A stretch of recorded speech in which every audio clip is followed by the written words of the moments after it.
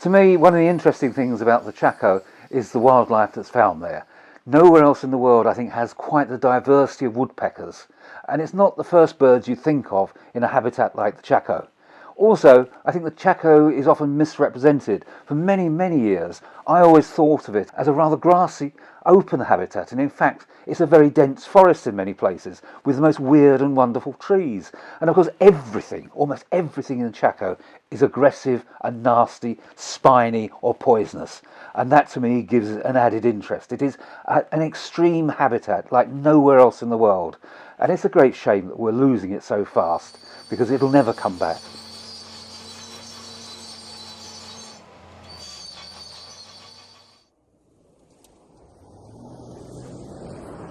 The Chacoan Peccary is almost certainly the rarest of the three species of peccary, and is now listed IUCN as endangered and has been for several years. This is largely because its habitat is getting very fragmented, and as people move into the Chaco, it gets more and more hunted.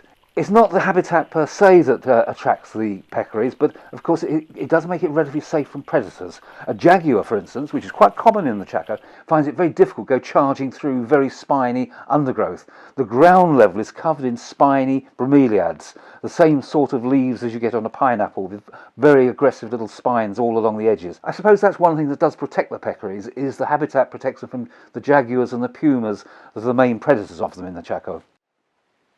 Peccaries are also very important to the local communities, and this is a carving made of one by the Chamacoco, one of the tribal groups living in the north of Paraguay.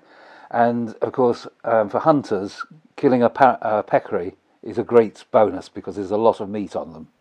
But they used to live in huge numbers, some of the peccaries. You've got 400 or 500 in what was known as a sounder, and they can be very, very aggressive, chasing people up trees and generally making a nuisance of themselves in the forest. Nowadays, all the species of peccary are much, much rarer because they, like pigs, are very tasty, and so they're widely hunted.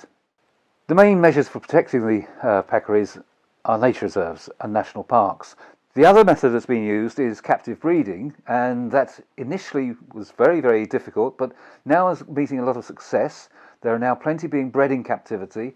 Juan Campos' breeding centre has enough animals to be released into the wild, but where can we put them in the wild? And I think that's where the World Land Trust, GWIRA and other NGOs can come into play, is helping find locations and buy land where reintroductions can take place.